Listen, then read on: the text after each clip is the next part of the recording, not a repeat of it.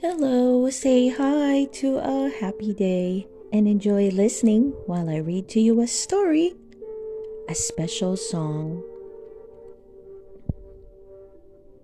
King Triton's birthday was in a couple of days, and the court musicians were planning a special performance.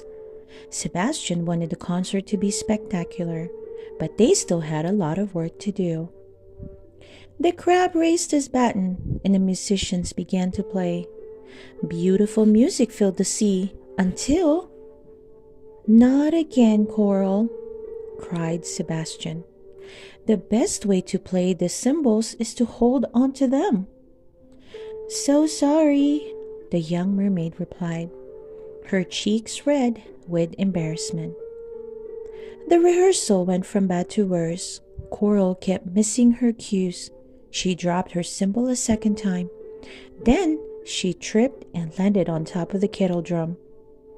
As Ariel watched, Sebastian threw down his baton. Rehearsal is over, the crab yelled and stormed off. Ariel helped Coral up. Don't mind Sebastian, she said reassuringly. He just wants everything to be perfect.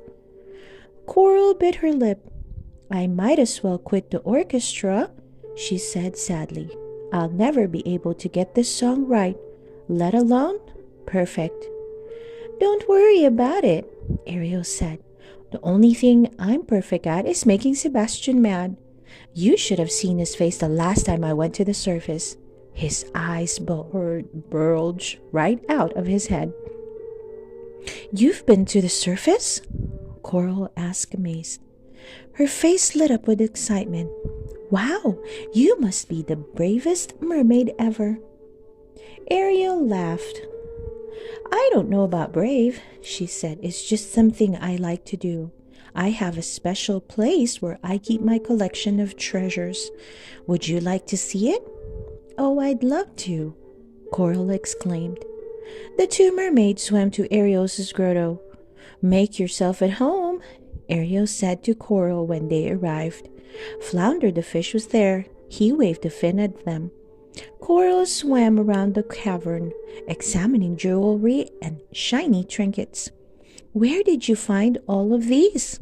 She asked Ariel as she put on a strand of pearls. I found some of it in the sunken ships, Ariel said. You've been inside a sunken ship? Coral said with a gasp. Can we go now? Of course, Ariel said. Coral and Flounder trailed behind Ariel as she swam. Soon they arrived at a ship that had sunk to the ocean floor. Come on, Ariel urged, disappearing through a large porthole. Let's see what's inside. Inside the ship, the Ariel found an old steamer trunk and opened it. Look at this, she cried, holding up a purple parasol. And this, Coral exclaimed, picking up a fancy lampshade. I wonder what it's for. My friend Scuttle can tell us, Ariel said. Follow me. Where are we going? Coral asked Flounder. To the surface, he replied, matter-of-factly. Before Coral had time to be scared, they had arrived. Scuttle the seagull was perched on a rock. He examined their treasures. That is a scribble flow, he said, looking at Ariel's parasol. Small humans use them to paddle around in the ocean. Then he turned his attention to Coral's lampshade. Oh, he said with excitement, a twirler rifle. It's what human ladies wear when they're going somewhere important. Before long, the friends had to leave. As they headed home, Coral asked Ariel if she could keep the twirly rifle at her grotto. Of course, Ariel agreed. The grotto is my secret place and it can be yours too. A few days later, when Ariel swam to the grotto, she heard someone singing. The voice was strong and clear, but sweet too. Ariel was not sure who this mysterious voice belonged to. When Ariel looked into the grotto, she saw her new friend. Coral? Ariel cried. I didn't know you could sing. I can't, Coral said. Not like you. Nonsense, you have a lovely voice, Ariel declared. You should be singing in the concert, not playing the cymbals. I'm sure we can find room for you. The little blonde mermaid shrugged. I just like singing to myself, she explained. I've never actually performed.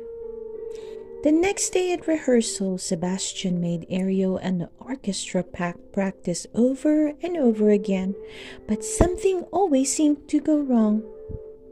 The big day is tomorrow, the crab friend. This concert must be fit for a king, King Triton to be exact. Let's try again. So they did, and the rehearsal went on and on. By the end of the afternoon, everyone was tired. See you tomorrow, Ariel said. Her voice was raspy. On the day of the concert, Ariel could only whisper. She had lost her voice. It's my fault, Sebastian moaned. Yesterday's rehearsal was too long. Now who's going to sing the solo? Ariel mentioned to Coral. Sebastian asked the blonde mermaid to take the Ariel's place. Me? Coral said, but I can't. You must, Sebastian insisted. Otherwise, King Triton's birthday celebration will be ruined. You can do it, Flounder said. Coral thought about how she had visited a sunken ship and gone to the surface. Things she had never thought she could do, all because of Ariel. Now her new friend was counting on her. All right, Coral said slowly. I'll do it. That night, Coral peeked out from backstage. She nearly fainted. The entire kingdom was there, including her parents and all 9 of her brothers and sisters. King Triton and Ariel sat in the royal box. When it was time, Coral took a deep breath and swam on stage. As the orchestra started playing, she sang softly. But as her confidence grew, Coral's voice got louder. Before she knew it, the concert was over, and the audience began to clap and cheer. Coral, said Sebastian smilingly broadly, you can give away your cymbals. From now on, you're going to be a court singer. After the show, Ariel went backstage to congratulate her friend. She found Coral with her family. I didn't know you could sing like that, one of Coral's sisters exclaimed. No one ever would have known if it wasn't for Ariel, replied Coral. She believed in me, and that helped me believe in myself. Ariel still couldn't speak, but she smiled at Coral and gave her a big hug. She was glad everything had worked out so well. It had been a wonderful evening. The end. I hope you enjoyed listening to the story, a special song. Please don't forget to hit that like button and subscribe to listen to more of our favorite book stories. See you soon!